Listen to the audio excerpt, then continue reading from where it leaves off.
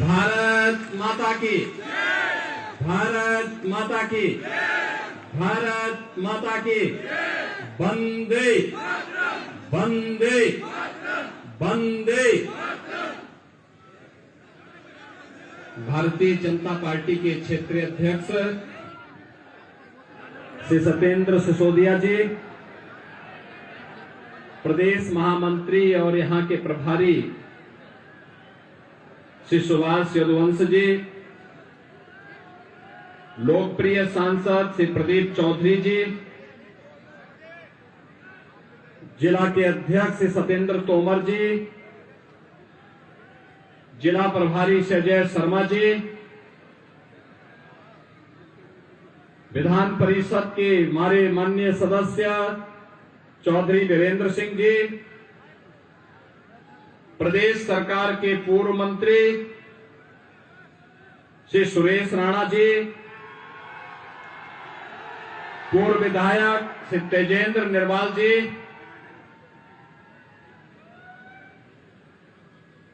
जिला निकाय के संयोजक और जिला महामंत्री श्री पंकज राणा जी, रमेश गौड़ कश्यप जी, मनीष चौहान जी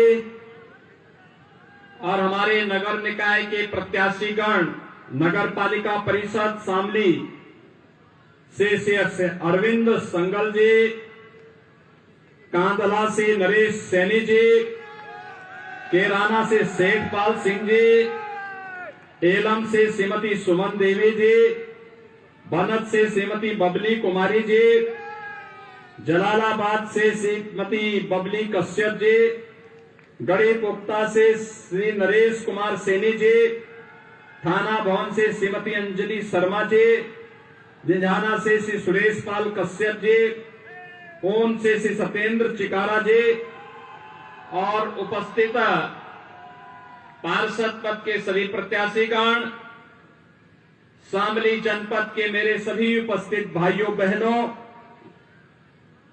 द्वापर युगीन इस पावन धरा को जिसे मां गंगा और यमुना का आशीर्वाद बराबर प्राप्त होता रहा है, देश की आजादी के दौरान जिस धरा के सूरवीरों ने विदेशी हुकूमत की चूलों को हिलाने का काम किया था और स्वतंत्र भारत में देश की सुरक्षा की बात हो, यहां के नौजवानों के योगदान और चाहे यहां के अन्नदाता किसानों की समृद्ध परंपरा रही हो, यहां के व्यापारियों के द्वारा विपरीत परिस्थितियों में जो कार्य किया गया, प्रदेश की समृद्धि के लिए, देश की समृद्धि के लिए, इन सब अपने नागरिकों का, इन सभी महानुभावों का हृदय से अभिनंदन करते हुए आज मैं शामली जनपद के आप सभी कार्यकर्ता भाइयों बहनों का भी हृदय से मैं अभिनंदन करता हूं, आप सबका स्वागत करता हूं। भाइयों बहनों, याद करिए आज से 6 साल पहले शामली जनपद की क्या स्थिति हुआ करती थी। केराना का पलायन, कांदला में पलायन, गुंडा राज, दंगों का दंश, बुनियादी सुविधाओं का अभाव, यहां के नौजवानों को नौकरी नहीं मिलना, रिस्क लेकर के जो लोग, जो व्यापारी व्यापार करता था,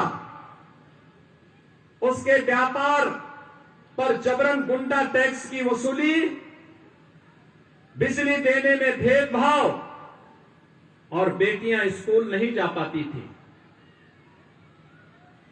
प्रदेश में 75 जनपद, लेकिन बिजली मिलती थी केवल 4 जनपदों को।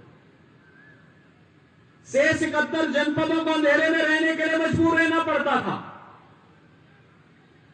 भाइयों बहनों, 6 वर्ष पहले प्रधानमंत्री मोदी जी के आह्वान पर आप सबके आशीर्वाद से भारतीय जनता पार्टी की सरकार प्रदेश के अंदर बनती है। 6 वर्ष के अंदर कैसे तकदीर बदली जा सकती है, आज शामली और उत्तर प्रदेश इसका एक जीता जागता उदाहरण है। आज भाइयों बहनों, आज पश्चिमी उत्तर प्रदेश में कर्फ्यू नहीं लगता। आज कांवड़ यात्रा निकलती है, कांवड़ यात्रा याद है ना। आज कर्फ्यू नहीं, आज दंगा नहीं,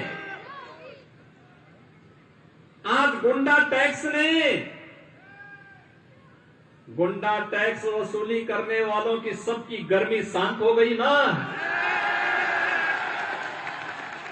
मैंने कहा था ना विधानसभा चुनाव में, मैंने कहा था देखो निश्चिंत होकर के काम करिए। और मैं तो आभारी हूं पश्चिमी उत्तर प्रदेश की माताओं और बहनों का, जिनका सर्वाधिक आशीर्वाद मिला था। उन्होंने कहा न जाति, न मत, न मजहब, केवल और केवल कमल का फूल देख करके हम लोग भारतीय जनता पार्टी को वोट देंगे। क्योंकि माता और बहनों को, हर एक को अपनी बेटी सुरक्षित होनी चाहिए और सुरक्षा की गारंटी चाहिए। ये डबल इंजन की सरकार ने दिया था और तब भी मैंने कहा था माता और बहनों का आशीर्वाद है तो कमल चुनाव चिन्ह को और भारतीय जनता पार्टी को सत्ता में आने से कोई रोक नहीं सकता है। और उसी ताकत का एहसास कराते हुए मैंने कहा था तब कि जो लोग गर्मी दिखा रहे हैं ना, 10 मार्च आने दीजिए। 10 मार्च 2022, मैंने कहा 10 मार्च को जब बैलेट ईवीएम खोलेंगे ना तो उसमें केवल कमल ही कमल नजर आएगा। और भाइयों बहनों, फिर से प्रदेश के अंदर आपके आशीर्वाद से सरकार बनी। जो गर्मी दिखा रहे थे उस समय, गर्मी सबकी शांत हो गई होगी। वैसे भी मौसम बहुत सुहावना हो गया, कल तक बहुत गर्मी थी।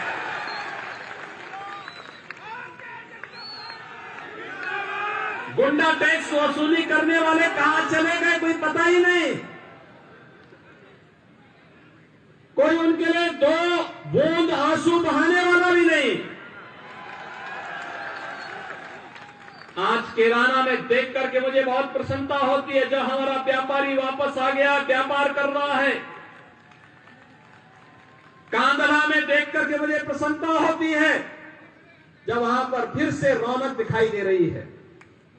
शामली की रौनक, ऊन की रौनक, एलम की रौनक चौर, और उससे साथ साथ जब यहाँ की बेटियों को मैं अपने ही मां बाप के संरक्षण में, अपने ही घर और गांव के स्कूल में पढ़ते हुए देखता हूं, मुझे लगता है हमारा सत्ता में आना सार्थक हुआ।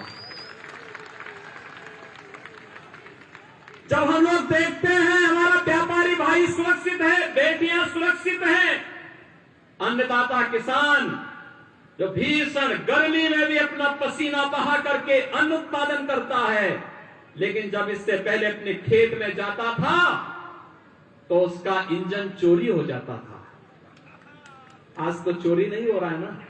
अब तो हमने तय किया है, अब तो हमने तय किया है कि निजी नलकूप वाले हर किसान को फ्री में बिजली उपलब्ध करवाएंगे। एक बड़ा कार्यक्रम करेंगे, इसकी घोषणा कर देंगे, लागू हो गई योजना। भाइयों बहनों, आप याद करिए, ये जाति के नाम पर जो राजनीति करते थे कहां चले गए थे? तब किसी गरीब को प्रधानमंत्री आवास योजना का लाभ तो नहीं मिलता था, किसी गरीब को शौचालय नहीं मिलता था, किसी गरीब को रसोई गैस का कनेक्शन नहीं मिलता था, किसी गरीब को फ्री में बिजली का कनेक्शन नहीं मिलता था, किसी व्यक्ति को आयुष्मान भारत जैसी योजना का 5 लाख रुपए की स्वास्थ्य बीमा का कवर नहीं मिलता था। न किसान सुरक्षित, न व्यापारी सुरक्षित, न बेटी सुरक्षित। ऐसी जिंदगी का मतलब क्या था? लेकिन आपने जब कहा कि न जातिवाद के आधार पर नहीं, हम तो राष्ट्रवाद के आधार पर भारतीय जनता पार्टी को वोट देंगे, तो भाइयों बहनों, उत्तर प्रदेश को बदलने में देर नहीं लगी है। ये लोग तोड़ने वाले लोग थे, ये तोड़ने वाले जाति के नाम पर तोड़ते थे और उसके बाद सत्ता में आकर के लूटते थे, नोचते थे, गरीब का पैसा खा जाते थे। और यहां पर पिछले 3 सालों से आप देख रहे होंगे, कोरोना कालखंड मार्च 2020 से 15 करोड़ गरीबों को डबल इंजन की भारतीय जनता पार्टी की सरकार फ्री में राशन देने का कार्य कर रही है। फ्री में राशन, हमने कोई जाति नहीं देखी किसी की, किसी का मत और मजहब नहीं देखा, किसी की भाषा को नहीं देखा, वो गांव का है या शहर का है। पिछले 6 वर्ष के अंदर भाइयों बहनों, हम लोगों ने एक व्यवस्था की है और वह व्यवस्था सुनिश्चित की है कि प्रदेश के अंदर 54 लाख गरीबों को एक आवास उपलब्ध करवाने का कार्य किया है। एक आवास उपलब्ध करवाने का कार्य किया है। 2 करोड़ 61 लाख गरीबों के घर में शौचालय बनाने का काम किया है। और भाइयों बहनों, प्रदेश के अंदर 10 करोड़ गरीबों को आयुष्मान भारत में 5 लाख रुपए हर वर्ष स्वास्थ्य बीमा का कवर देने का काम भी किया है। 15 करोड़ गरीबों को फ्री में राशन देने का काम ये डबल इंजन की सरकार कर रही है। एक तरफ योजना का लाभ, विकास की योजनाओं को द्रुतगति से आगे बढ़ाने का कार्य, और दूसरी तरफ इंफ्रास्ट्रक्चर के बड़े बड़े कार्य, हाईवे, रेलवे, और अब तो अगर यहां से निर्वाल जी और सुराणा जी फिर से विधायक बने होते भाइयों बहनों, अब तक मेडिकल कॉलेज भी यहां आ गया होता। मेडिकल कॉलेज आ गया होता, मेडिकल कॉलेज पे काम प्रारंभ हो गया होता, क्योंकि इनके द्वारा जो पैरवी की जाती थी, जो कार्रवाई होती थी, उसमें स्पीड थी। आज Uttar Pradesh 1 district 1 medical college की तरफ बढ़ रहा है। आपकी कमिश्नरी को मां शाकंभरी के नाम पर हम लोगों ने एक विश्वविद्यालय, मां शाकंभरी के नाम पर विश्वविद्यालय दे दिया है। और इसीलिए भाइयों बहनों, आज मैं आपके पास आया हूं आप सबसे अपील करने के लिए। कभी दंगों के लिए जाना जाता था ये क्षेत्र, महीनों महीनों कर्फ्यू लगता था, सपा बसपा के लोग कभी पूछने नहीं आते थे, क्योंकि सबको वोट चाहिए था, वोट बैंक चाहिए था सबको। उन्हें आपकी चिंता नहीं थी, उन्हें बेटी की चिंता नहीं थी, उन्हें व्यापारी की चिंता नहीं थी, उन्हें केवल वोट की चिंता थी, वोट की। लेकिन आज मैं आप सबसे कहने के लिए आया हूं, आज आप देख सकते हैं प्रदेश के अंदर हमारी सरकार ने जो कार्य प्रारंभ किए, शामली, कांदला, कैराना, एवं गढ़ीपुख्ता, जलालाबाद, झिंझाना, ऊन, थाना भवन, ये जितने भी नगर निकाय हैं, नगर पालिका और नगर पंचायतें हैं, इन सभी में हमने विकास की सुविधाओं का लाभ, प्रधानमंत्री आवास की योजना का लाभ और अन्य सुविधाओं को पहुंचाने का काम किया।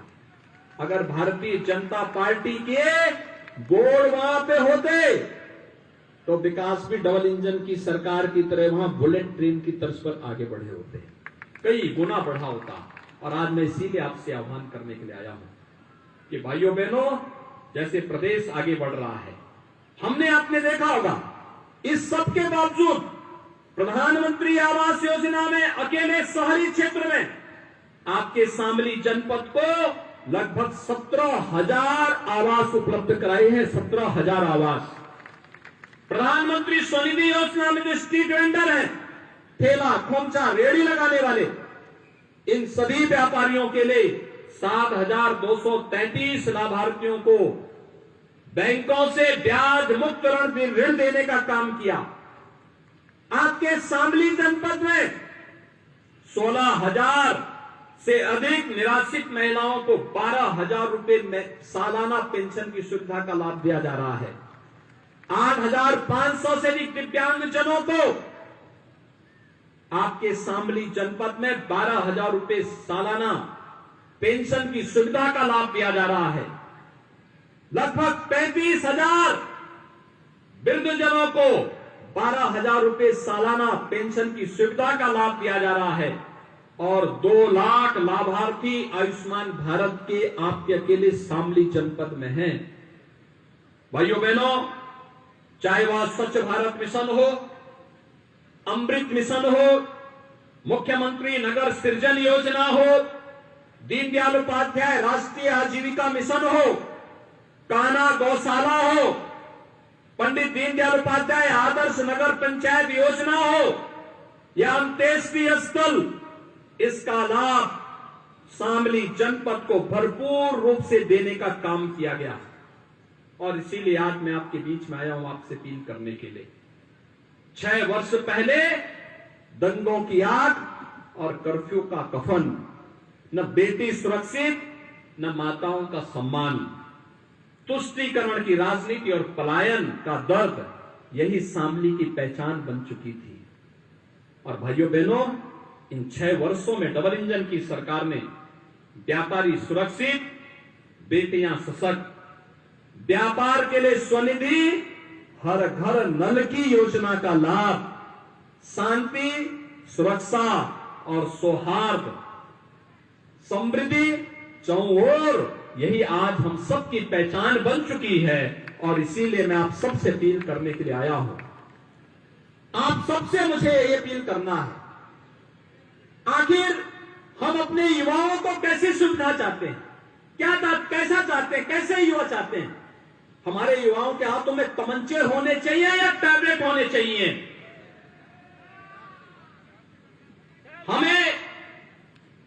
हमें गोलियों की आवाज वाली गलियां चाहिए या भजन गंगा बजने वाली गलियां चाहिए? हमें रंगदारी वसूलने वाले गुंडे चाहिए या फिर सरकार की योजना को स्वनिधि के माध्यम से व्यापारी तक पहुंचाने वाले जनप्रतिनिधि चाहिए? सौदों का आतंक चाहिए या सेफ सिटी चाहिए? सड़ांध मारती हुई गलियां चाहिए या स्मार्ट सिटी जैसे स्वच्छ और सुंदर नगर चाहिए? यह आपको तय करना है।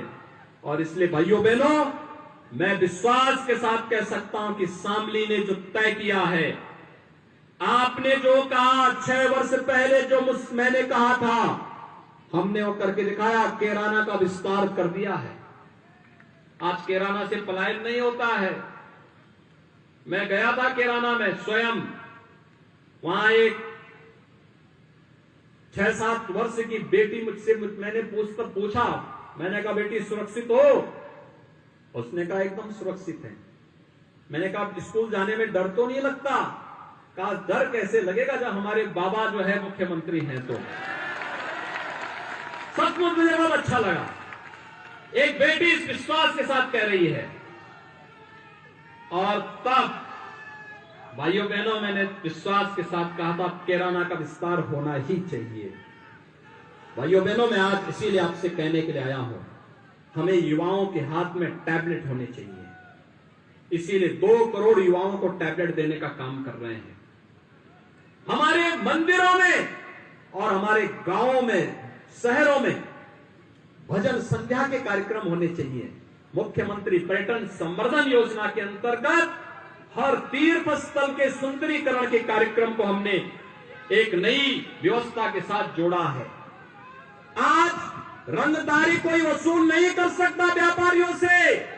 आज हम स्वनिधि योजना का लाभ देने का काम कर रहे हैं।